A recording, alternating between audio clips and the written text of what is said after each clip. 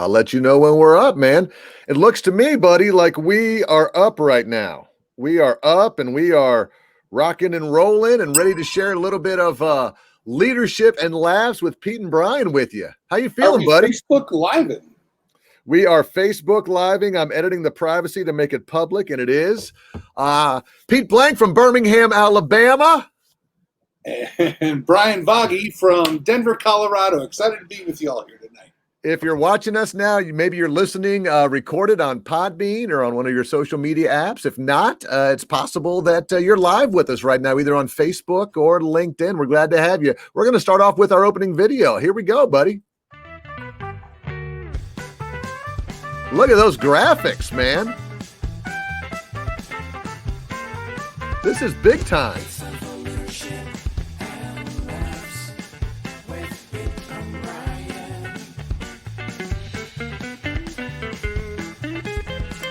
We're going in the vault, buddy. What's in that vault? In the vault?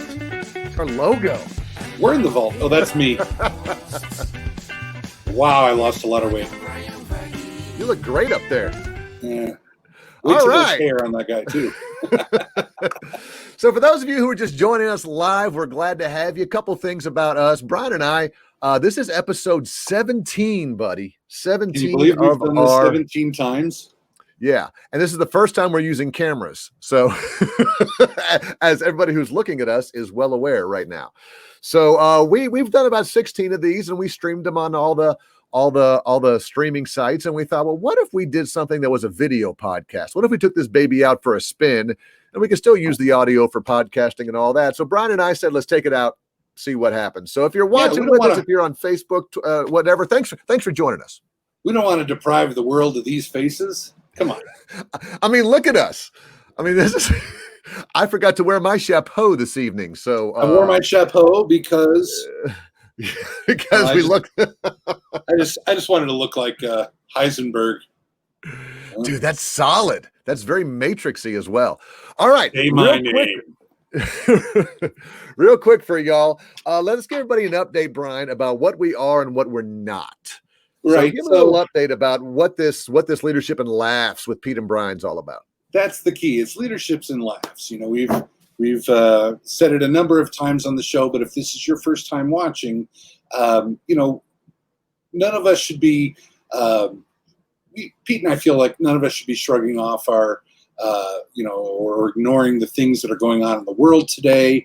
Oh no, it's a big bad world out there, buddy. Lots of news. There's a lot of anger. There's a lot of divisiveness, and every time we turn on the TV or you know, look at our phones, we are presented with news stories and articles and important topics that we absolutely should be reading and learning. About, no doubt, discussing with others. Right?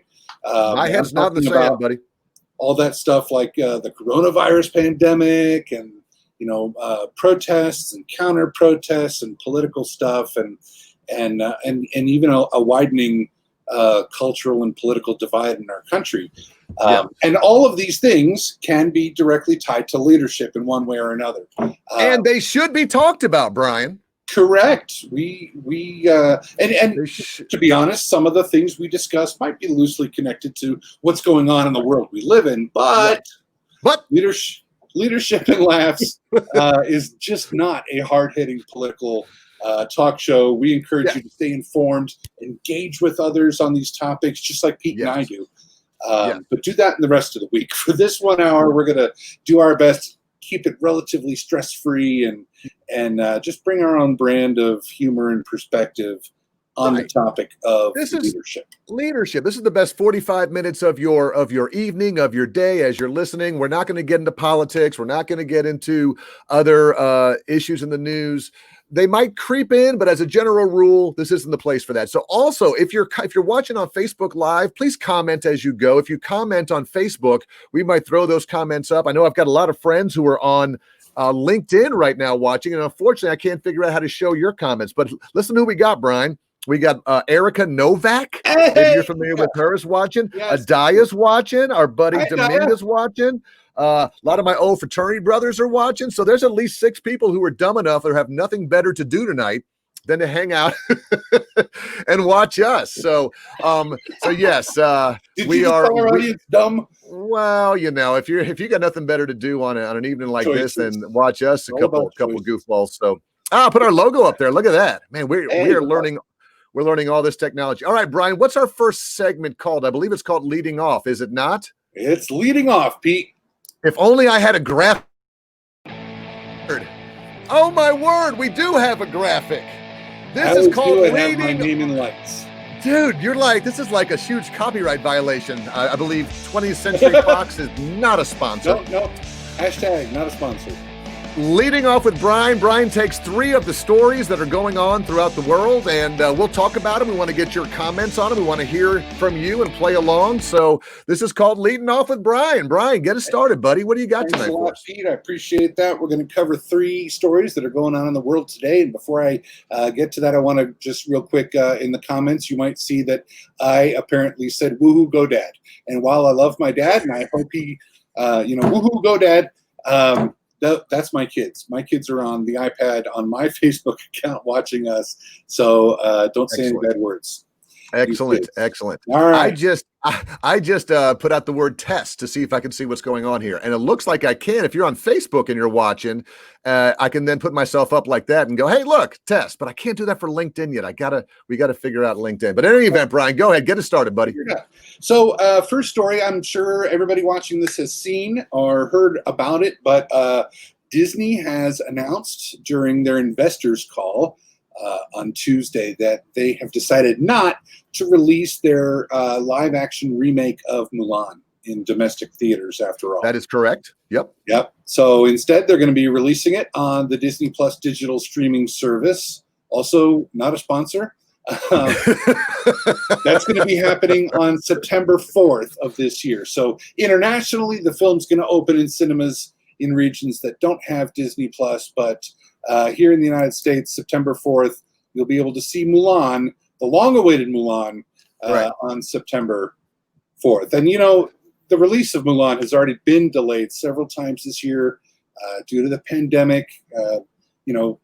Nobody can go and it was supposed to initially be released, I think, March 27th. Correct. Yeah, correct. We're very excited about it. Like July, and then it was postponed again to August, and it was tracking at one point to really be one of the biggest movies of 2020, and then the pandemic hit, which caused cinemas to close worldwide, and so they have announced that it'll hit Disney Plus. But wait, hold on, there's more. There's more to this. Mulan will be premiering for a premium price of $29.99. So it's going to cost $30 to watch Disney's Mulan on top of your Disney Plus subscription fee. My understanding is that once subscribers pay that premium fee for the film, that the movie will remain in their library. I believe that is correct. But so how do you feel about that, Pete? First of all, let me just say this. I just feel like we're on Pardon the Interruption on PTI on ESPN with this double headshot. But let me say this, buddy. The Disney earnings came out today, as you probably saw, and the theme parks have taken a bath, an absolute bath. And as we knew they would, but all of our friends who work at Disney are well aware of the struggles they're having right now. Theme parks are open, very clean, all that. But I think this makes sense for them from a leadership point of view. You can't put all your eggs in one basket. If you remember when we worked at Disney, and those of you who are watching, part of our connection is we both worked for the Disney organization at the same time. The theme parks were always the cash cow. And so if ABC and ESPN was losing money, it's okay. We'll get it from the theme parks. And if Disney Retail is losing money, we'll get it from the theme parks. Well, now the theme parks are just hemorrhaging money. And so they're looking to Disney Plus. And so Bob Iger and whoever's doing whatever they can to kind of make money. Our buddy Joe Barone, who I probably should just say Joe. Sorry, Joe Barone, I just outed you.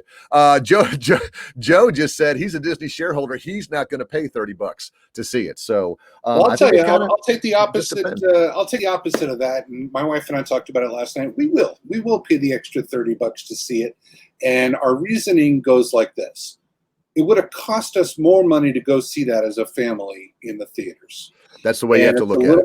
It's a little bit different. There are some movies that are released in the theater, and then eventually we just say, it's not worth the money. We'll wait till that hits Netflix or Hulu or whatever, Disney Plus. And but this is, I figure $30, I can pop my own popcorn, and we can sit and watch it on the big screen as a family and enjoy it that way. And then you'll always have it after that.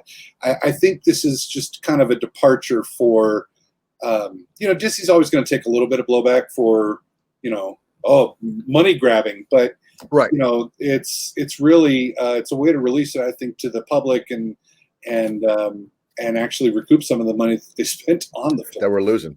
Yep. I think you're right. And I'm going to be like a typical person and wait till day 2. So if all the people come out and say it's an awful movie, then I will not. So I will kind of wait for you to tell me, hey, that's story 1. Oh man, do you get the music again? Because we're going to do story number 2. Again. Yeah. Oh my word. Story number 2. What in the world could it possibly be? Here we go. We're leading off with Brian. All right. Did you guys see that Southwest Airlines is cutting back on its passenger cleaning procedures? Interesting. Tell me more, my friend. This one, this was interesting to me because this wasn't exactly meant to be released to the public this week. In fact, oopsies. Did we have a PR oopsies? I'm afraid this was they did what? Oh, I'm giving stuff away here.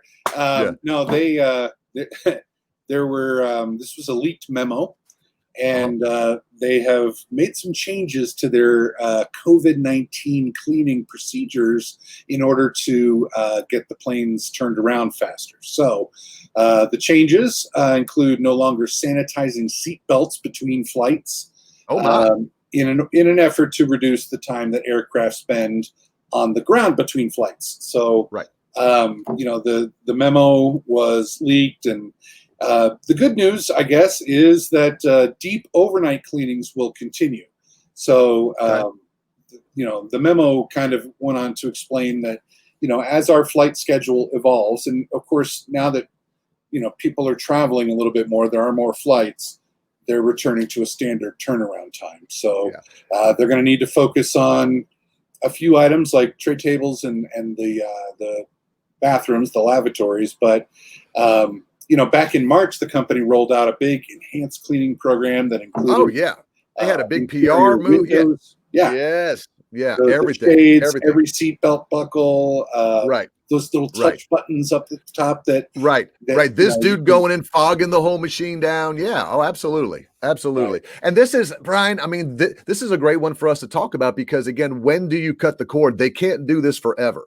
There's no way that Southwest can afford for their turnaround time and the cost and the chemicals and all these things. We've got middle seats open. We're not selling those. So from a financial perspective, I get it. My question is, what becomes the tipping point where people say, okay, first of all, you said you stopped cleaning the tray tables, then you stopped cleaning the seat belts. Now you're filling middle seats. Now I'm not going to go at all. Or do you think it'll go the opposite way where people are just like, listen, it's got to. You're asking me. I think there will be. I'm asking you. Yeah. Well, okay. I guess my name's not part of the show, so you can ask me. I would definitely think that there would be a tipping point, especially as it relates to increased COVID cases. So we're starting. Everything's kind of ramping up again, it seems, and so I think that people will decide not to fly. Now, when they reached out to Southwest for comment, their Southwest spokeswoman, Ro Hawthorne, released a statement that said, quote, other areas of the aircraft will be disinfected during our overnight cleaning process. That's kind of what they're highlighting there. And then she said, our Southwest team spends 6 to 7 hours per aircraft cleaning all the interior services. That's 6 which is great hours. If you take a first thing in the morning flight. Right. But if you're taking that afternoon flight, I'd bring along my Clorox wipes. I will always pack my Clorox. I thought you were going to say, she came out with a statement that said, be advised that was not supposed to be leaked to the public. And you were not supposed to be. Be aware of that. A couple things, man, just real quick. Look at Adaya. Adaya came on. She's watching us tonight, Brian. She says hi. Here's my buddy Dominga, who works with us. She's happy to be listening tonight. Here's a fellow Gator, my buddy Carl. Brian, you're a Gator. Carl's a Gator, so glad to have them. Just have lots of people. And of course, Joe with his witty banter, of course, can't just build us up, has to mock, and that's why we love him it's so much. It is. And a ghost it's the hat will follow you home. Follow you home. It's the Hatbox Ghost. You're exactly right. It's our last one of the night, and it's going to blow your mind. Here we go, Brian. Story number 3. What do you got? Oh man, 2020 just keeps getting more absurd, Pete. Just when you thought on a previous episode, if you heard on the podcast, we talked about murder hornets. Yes. Murder hornets are old. That's old Really? news. Just when you thought that the murder hornets were the worst thing to give us nightmares this year, scientists have recently discovered a new cicada population that is infected. That's right, infected by a parasitic fungus. I didn't think I would get to say the words parasitic fungus today, but it controls the insects' minds. Correct. And it forces them to infect other insects. That's right, zombie cicadas. As if the world couldn't get any worse, here come these dudes. Now, here's the good news, Brian. This is one I caught in my backyard earlier. The good news is that these don't really feed on people. They're not flesh-eating, things like that. They're just literally eating each other. No, they are, and it's just gross is what it is. You can comment and tell us what you think, but the way that it's a fungus called the Massospora fungus, and the way it attacks the cicadas actually sounds like an awful horror film. The spores eat away at the insect's rear, abdomen, and even its genitals. Can we say genitals? Are we on? I believe we're on prime time. So yes, go ahead. Give yourself a bell. Give yourself a bell for saying. Where they deposit even more fungal spores for the cicada to transmit to other cicadas like an STD. So the author of the study is named Brian Lovett. He spells his name correctly, by the way. Says essentially the cicadas are luring others into becoming infected because their healthy counterparts are interested in mating. So the bioactive compounds may manipulate the insect to stay awake, like a zombie, and continue to transmit the pathogen even longer. All right. Yeah, how about that? Tie that to leadership, if you will. I guess bad leaders will destroy themselves and will destroy their own population, and they get in their own brain with the fungal infections, and if you and bad leaders will infect others. See, bad employees. This is why we get paid the big bucks, my friend. Bell yourself, no doubt. Absolutely. All right. Well, that, Brian, is what we call our first segment, which is called Leading Off. But don't worry, everybody. There's more, because this 45-minute live podcast of Leadership and Laughs with Pete and Brian's just getting started. How about a segment, Brian, that we call... Brian, what I do during this is I bring up articles from leaders who we've followed or read about, and we take someone else's words, repackage them, give them full credit, and at the end of the day, these leadership lessons make you want to ask yourself the following question. They did what? They said what? They said what? They did. They said this is the only thing you had to say. What? Hang on. Go ahead. It makes you want to say... Am I on? They did what? No! They said what? Great. All right. This is the worst show ever. Okay, here you go, everybody. Came across this article today. A friend of mine, who's now a friend, and what we always do is we always talk about other people's leadership points of view. We then tag them in our Facebook post, Brian. We put them in our LinkedIn post, and hopefully they'll post it to their friends. And if they comment on our post, we send them a Leadership and Laughs t-shirt. So that's exciting. Hold on. What's that? Oh, marketing is saying we don't actually have leadership. We don't have the shirts in right now. Excellent point. We will put them on the list. We will. This is a man named Alain Hunkins, who I came across. He wrote an article recently that I really liked, and he was talking about what are the 3 ways to be transparent as a leader. We're not talking invisible man transparent. Give me a bell. But we are talking about, I have to give myself a bell. We are talking about just being transparent, buddy, as a leader. So let me tell you this story. There was a story from the Harvard University Press, and this author, Julia Kirby, noted that when apes and monkeys are threatened, their subordinates will glance over toward the group leader, looking for how to respond. In fact, even when they're not in danger, the baboons will continue to look at a visual check to the leader, the alpha male, 2 or 3 times per minute. Brian, what that means to us is, to apply to us, our employees are looking at us. If you're a leader, if you're a supervisor, if you're a manager, they're looking to see, how do you handle this COVID? How do you handle the social justice issues? How do you handle communication? How do you handle working remotely? And whatever we do as leaders, that's going to be reflected onto our employees. So again, he says, like it or not. Oh, watch this, Brian. Hold on. Oh, that just happened. Yeah. I'm back. He says, like it or not, leaders live in a clear fishbowl. So, Brian, here's his 3 things, his 3 points that he talks about in order to be great as a leader. No graphics for this. We'll just talk about it. You tell me. Number 1, he says, to be transparent, to be a great leader, show up on time. Well, yeah. Yeah, show up on time. He says lateness is about much more than a few wasted minutes. When you're late to a meeting, when you're late to a Zoom call, when you're late to something, people view that as, oh, I'm not important, or you're not important, or you got more important things, or, stuff like that going on. So we talk about this almost every week. We actually talk about the idea of timeliness and time management and being on time. But I think as leaders, and he validates this, we always want to make sure that if you're going to be, especially we do a lot of Zoom training right now, and we tell people log on 5 minutes before, log on 5. For some reason, if we've got a 9 o'clock Zoom meeting, people start logging on right at 9 or 9:01 or 9:02.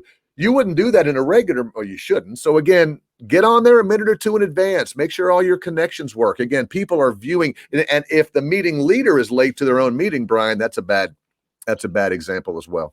It is. Sometimes you get on those calls and we'll start having the comments ahead of time, like, what was the rule in college? How many minutes do you have to stay before the professor arrives? Right. Yeah. You're exactly right. All right. The second one, my friend, it's do what you say you will do. Tip number 2, and I should have made graphics for I made graphics for yours, but not for mine. So go. Oh, hold on. Did I make a graphic for this? I did.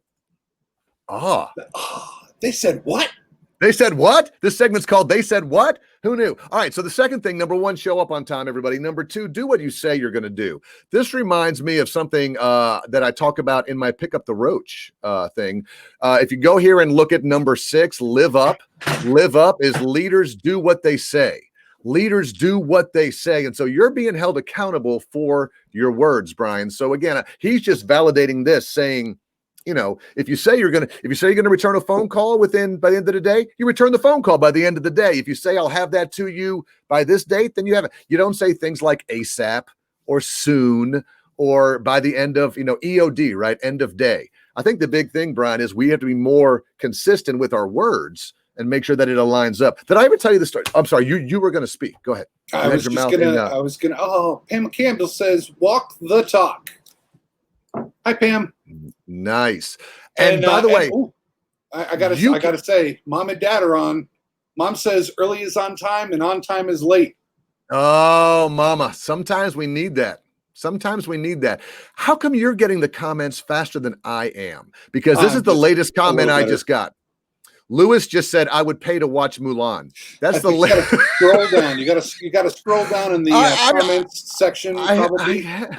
I am. How come you're getting them faster than me? I don't know. That's frustrating. Oh, well. Anyway, right. To your point, I was just you were about to go on. I was just gonna kind of chime in and validate what you were saying. Let me tell you a true story, Brian, and I use this in all of my talks, and I can't remember if it was a Gallup study or if it was done through a different organization, but I use this all the time, and I got to find the research on it. True story. So this time performance appraisals, you know what those are every year. It's time to do performance appraisals. Well, before they did them one year, they did an employee engagement survey. And this company went in, they were a test group from Gallup and said, I'm going to do an employee engagement survey with all of my people. Okay. So manager one gave the survey. Manager two gave the survey to their employees. Okay. Are you with me? I'm with you. All right. Now, as part of the research, they both did focus groups. So they both sat with their employees afterwards and said, hey, here's what you said. You said I'm not a good communicator. I'm going to work on that. You said you wanted a coffee machine. We're going to work on that. You said you wanted more flex scheduling. So what they did was they both had the focus groups. Are you with me? I'm with you still. Then Gallup came in and said, okay, this manager here, do nothing. Do nothing. This manager over here, work on it. And what they found out was the manager that literally didn't follow up and didn't do what they said they were going to do got incredibly lower ratings than the one that did. So again, it's the idea, don't say, and in fact, it's better not to have the focus group, Brian. It's better not to ask. It's better not to, it's better not to ask them what they want, let alone anything else. So that's number two. And number three, Brian, the third. So number one was what, Brian? Number one, I wasn't paying attention. Doggone it. It was be on time. Number one was be on time. Number two was follow up. Do what you say you're going to do. Absolutely. Number three, be consistent, my friend. Be consistent. If you were coaching before the pandemic, your employees, you need to be coaching them through the pandemic. If you do weekly feedback sessions with something, you do weekly. So again, just because we're all working remotely and changing and doing different things, we still want to be as consistent as we possibly can. So again, consistent with your processes, consistent with your people, and consistent with your property and the way you run it. That's going to make you more successful. So Brian, those are our three tips from Alain Hunkins, and they made us all ask the following question. They said what? They said what? Way to go, bud.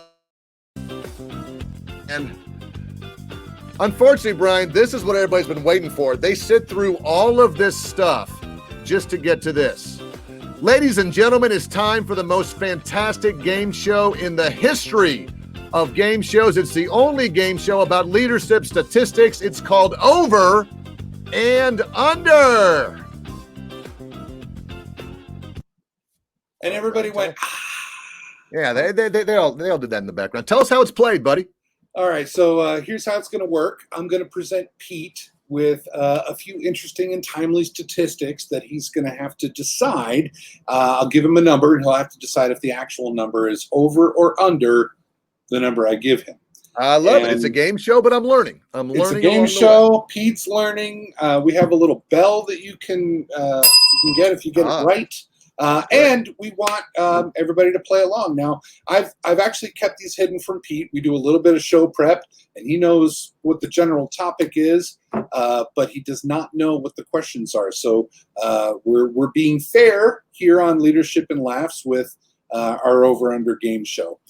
We do want to encourage you to play along, so feel free to play along by texting in your answers. Yes. We try to guess over and under. Over and under. Yes. You type in the comments. If you're on Facebook, Brian will allow you to play. If you're on LinkedIn, it'll come to me about 7 minutes later. So the game will be over by then. But play along anyways. Who cares? I'll read them out if they appear on my screen. So good point. We all know that there's a war for talent out there, Pete. And we actually talked about this. This is a part of a series that we're doing on Over and Under. There's a war for talent, and the phrase employee experience has become a buzzword amongst our HR professional friends. And that encompasses, the employee experience encompasses every touch point that an employee has at your company, from interviewing to hiring, training, career advancement, and employee benefits and perks. Not to mention the break rooms, the ping pong tables, the big old ball pits, the slides, the free cappuccino, all part of the employee experience. Everybody loves a free cappuccino. That's been cut. Everything's been cut. And to your point, Pete, like a decade ago, those foosball tables in the break room and a kitchen full of snacks, would get candidates excited about working at your company. But we don't know if that's still what employees want. So to shed light on sidebar this, real quick, as before we go into this, don't forget, if your child is majoring in commercial real estate right now, you would like them to change careers. The whole open office concept and all that, we're learning a whole lot right now about what the workplace is going to look like when we all go back. So I digress. Go back. So the employee experience is where you get your statistics for this game. That's it comes from some research that a global talent mobility company named Topia did, where they surveyed 1,000 full-time traditional office or desk job setting employees who work in large enterprise companies. So we're not talking about small mom and pops. Nope. These are companies with more than 2,500 employees. So here's the first question for over under, and feel free, everybody, to chat it in. If you're listening in your car on the podcast, record it, you can play along. Just yell at the person next to you. Yes. All right. So the question was, what makes for a terrible employee experience? Previously last week we talked about what makes a good employee experience. Okay. This time they focused on what makes a terrible employee experience. And respondents were allowed to list more than one item. So how many, Pete, said bad manager?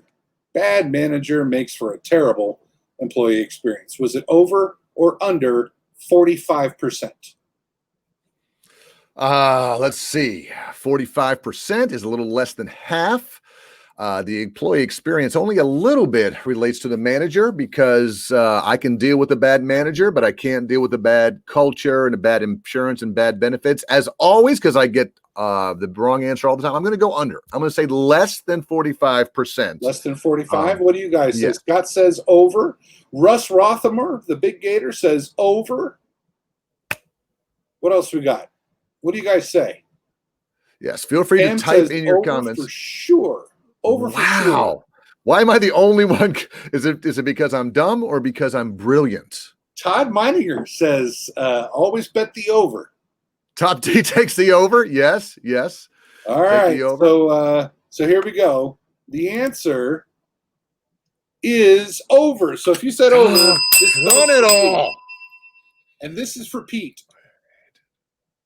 No bell. I thought you were giving me the Mulan. The Mulan. No, the answer is over. More than half. In fact, it was 54% said that having a bad manager made their employee experience terrible. Yeah, and I'm not surprised. I just thought it was a trick question. I really did. Okay. Well, interestingly, the executive summary I read said that it's particularly pronounced among women. Significantly more women ranked having a bad manager as the number one thing that creates a toxic culture. Well, and I'm sure that all has to do with harassment. Yeah, I could try. Is it because we're racist, sexist, and harassing them every day at work? And by we, I don't mean us. That would not be you and I. We know how to manage. There's so many bad people in the world. Okay, good. Give me that one, buddy. All right. So sticking with the same question, what makes for... Oh, I'm sorry. Were you talking? Yeah, I was talking. I'm sorry. All right, go ahead. I love having control of the buttons. You have no control over anything, do you? Although you can see the Facebook posts. Oh, my word. See, now you're just teasing. I'm just kidding. All right. So what makes for a terrible employee experience? Respondents, again, allowed to list more than one item. How many said a lack of career growth opportunities makes for a terrible employee experience? Okay. Was it over or under 50%? Okay, well, here's the deal. I'm going to do a comparison in my head. I'm going to think that it's got to be more than the manager issue, because I think people can overlook a bad manager, but if they love the company and they're not going anywhere and they're not getting coached and they're not getting developed and there's no career progression. We see this a lot in local government sometimes when people just get topped out, there's nowhere to go. That can be frustrating. So on this one, buddy, you said the over-under's at 50. I am taking the over on this one. You're taking the What do over you on this one. see? What do you see in the comments? I All see. right. I look for my. I'm seeing. I'm looking forward to seeing Mulan. That's all I'm seeing. So, so we're gonna have to take. We'll have to look at this. We'll have to take this. All right. So lack of career growth opportunities. Is it over or under 50%? Let's see. Erica says over. Carl says over. Scott says under. Joe says under. Oh, Joe is always right too, buddy. The answer is under. I'm just so stupid. No, you're a great foil. I appreciate it. It's 46% overall. So overall, a lack of career growth opportunities was third on the list with 46%. But okay. Interestingly enough, to your point, Pete, in the segment of 18 to 38-year-olds, so your younger employees, a lack of career growth and development opportunities actually did rank number one when it came to what makes the employee experience terrible. And I think our employees with more experience, older employees have kind of figured out how to deal with a bad manager. But it just kind of goes to show employee experience isn't just it can't be just taken for everyone. You have to assume that some of your employees are older and younger. Well, we saw this all the time at Disney, remember? I mean, it happens a lot when, we had a lot of college interns who came down to Disney to work in the theme parks, and they would say things like, I'm going to quit college, I'm going to work at Disney, I'm going to work my way up, and we're like, don't do that, go back, finish your education. Well, those that didn't listen would come back and work for about 6 months and go, I'm ready to get promoted.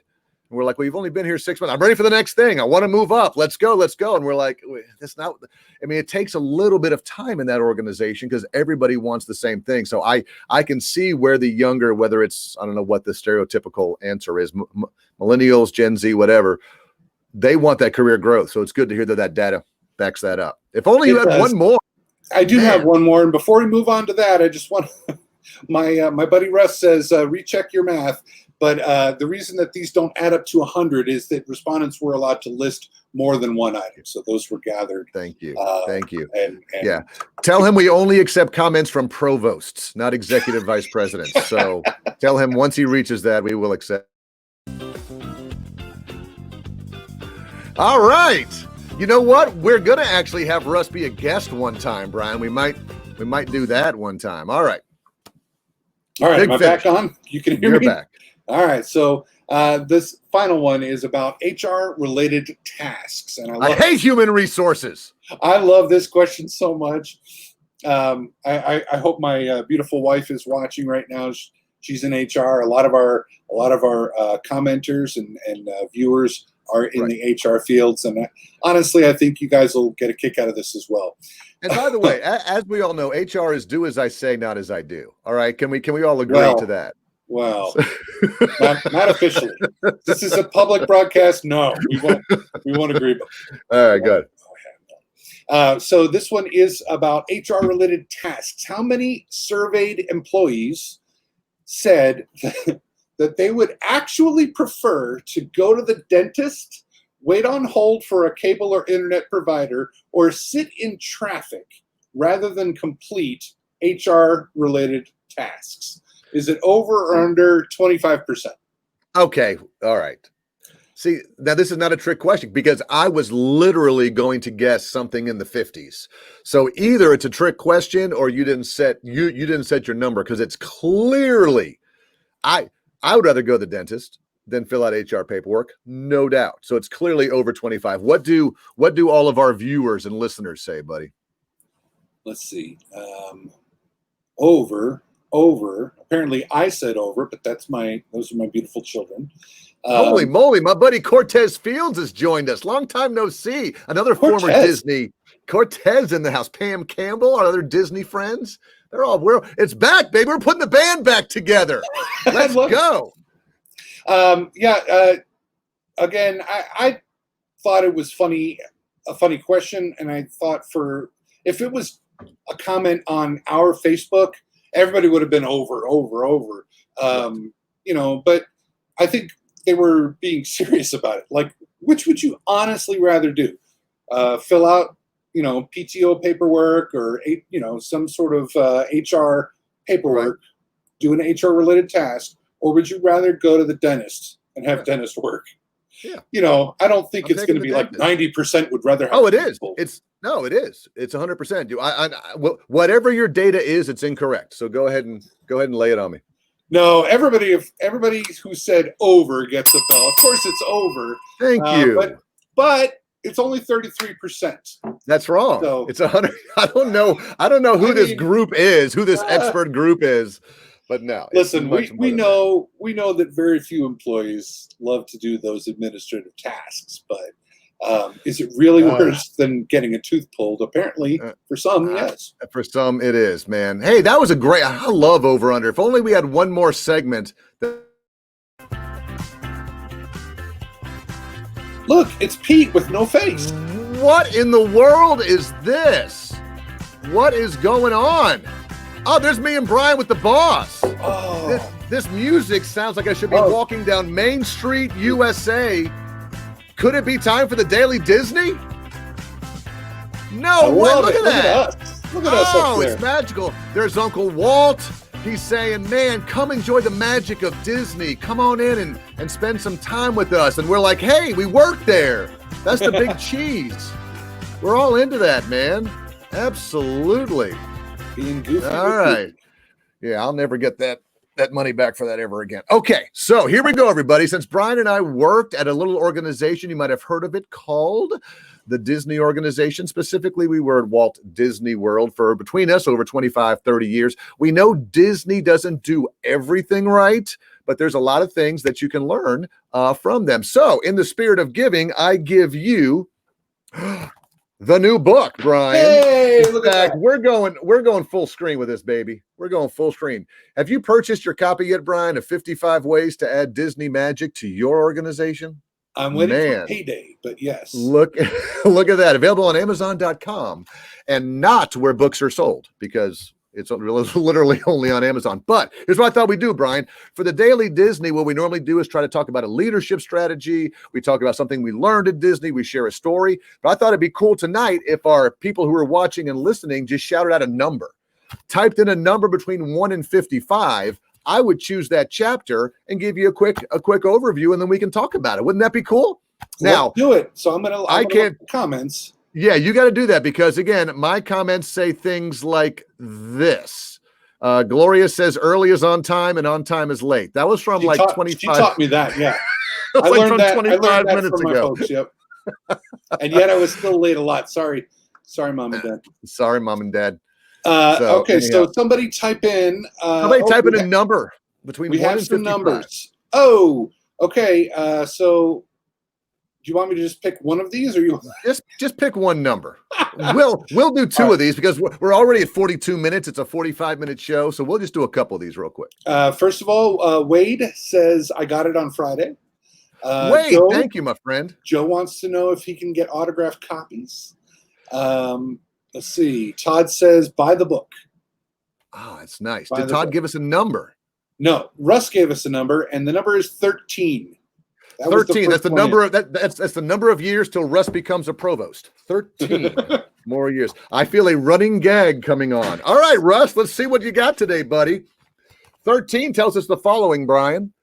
Put the right employees into the right jobs for the right reasons. All right, that's a lot of alliteration and stuff like that. Let me tell you what that means. Disney spends a lot of time training us and working on a concept called right fit roles. Right fit roles. Now, this has to do with, we get into structured, especially in government right now, Brian, we're so into structured hiring and structured interviews and do it the right way and be careful and don't offend anybody. We don't want to ask questions about fit. We don't want to ask questions about culture. This has to be done in a totally legal way. And while Disney can do that, they also take into account the idea of culture and fit. You're not going to want to put somebody in the Magic Kingdom parking lot that you might put into an Epcot attraction. You're not going to put somebody in food and beverage that would be a better fit for an accounting position. You're not going to put so they need to look at personality and preferences and the current culture and what's happening and get the right person in the right job for the right reason. So again, I'll take you back to my very first Disney job, Brian. It was driving the parking trams at Magic Kingdom over the summer. And when she was going over the list of jobs, she goes, I think you'll be perfect for the parking lot. And I said, why is that? And she said, they're a little crazy out there. And I said, and that's what she said. And I said, well, that sounds great. So she could tell that from my extroversion and possible sarcasm and this and that you're not going to want me in the Hall of Presidents. You're not going to want me. So, you're going to want me out in the parking lot where we can joke and have fun with people and not be upset if people yell at you for going all the way down and all that kind of stuff. So as you're hiring your people, and Brian was just telling us about the whole hiring process of part of the employee experience, make sure the right person's in the right job for the right reason. Don't just fill a job. It's an opening. Brian, we got an opening. We got to fill it. We only got these 3 people and we'll just pick whoever is, no, then just don't fill it. Don't fill it till you get the right person in the right role. What's your take on that one, buddy? Well, I bet every one of us on the call has had this happen where, somebody starts and within the first week they say, I don't really want to do this. Right. We're like, right. Then why did you apply for this job? And they may not have known that, in fact, they were a terrible fit for the role. Yep. You're exactly right. And that's part of the struggle in that. So let's do one more. What do you got? We did 13 for Russ. Who else you got? All right. Let's see. I'm going to go down to Pam says 77. Pete, please reach after 77. Excellent, Pam. Thank you. That'll be in volume 2, where we go 56 through 101. Joe says 49. 49. Joseph, we're going to business processes now. Oh, Joseph, you're going to love this one, buddy. Always put your company ahead of your departments. Always put your company ahead of your department. Here's what I mean by that. And I'll give you a personal example right now. I work at the personnel board of Jefferson County, and I love our training department. I think our training department does a really good job. But I don't want to say we're the training department and we're part of the personnel board. Every department is part of the personnel board. That's my passion. That's my strength. Same thing at Disney. Like, people got really into contemporary is better than the Polynesian, and we're going to get better ratings than this and that. And in my hotel, Brian, I want housekeeping to be even better than the front desk. And I want none of that. We need to make sure that we are all working for the Magic Kingdom, that we're all working for the personnel, but they're all working for your organization. You can have pride in your department, but you never want to say, hey, everything sucks at this place except for this hotel. Right. Everything stinks here except for our department. That kills morale. It kills, and it doesn't make you look like a very good leader. So now, healthy find a way to competition, though. How do you feel about that? Well, I love the idea of healthy competition. In fact, quick story, Brian, this, working at Disney, about the whole towel animal things. I believe, and all of my housekeeping managers who are watching can correct me in the comments. I think it was the Yacht and Beach Club, or one of them was the very first ones to start doing towel animals. They had a lot of housekeepers from Haiti who had this skill in making a towel look like Mickey Mouse or look like Minnie Mouse or look like this. Well, what happened was when they started doing all the towel animals and arranging them, their guest satisfaction ratings for housekeeping went through the roof. They were just, their housekeeping experience was up. Kids wanted to come back. It was awesome. So the other general managers of the hotels heard about this, the contemporary, the Polynesian, and went to that and said, hey, can your staff teach our staff how to do towel animals so that we can do that too? And their response was no. This is a Yacht and Beach Club thing. This is go get your own thing.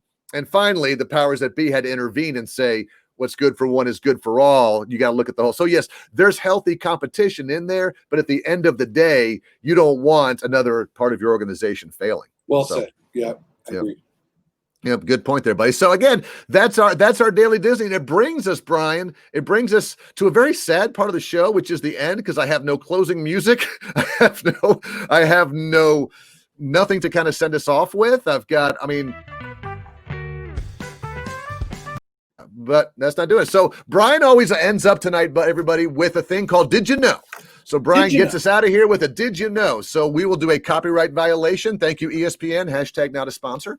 And Brian, give us the big Did You Know to kind of head out of here. Well, earlier we did talk about how most employees agreed that a bad manager topped the list of what makes an employee experience terrible. And then we said that number one was bad manager.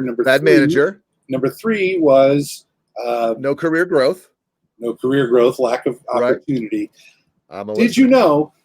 The second highest reason was office politics. At No, 50%. Yes, office politics. Nobody likes them. nobody likes. So that's the number one We all still reason. have 'em. Wow. All right. Well, Well, let's that's finish strong. I finally got a comment that came in from Scott Payne that says over. So I'm finally okay. catching up. So thank you all. So Brian, it was a good first show. We appreciate everybody. We're going to try and do this every week. We're going to keep doing it video, and then we'll just download it on the podcast. You can listen on Podbean or your streaming service, and we're getting ready to shut this down. So thanks to everybody for watching live. Next week, we'll have some closing music that we can do something with. From Birmingham, this has been Pete. And from Denver, Colorado, it's Brian. Love you guys. Thank you. Love you guys. Thanks a lot. Thanks for watching Leadership and Laughs with Pete and Brian. See you next time.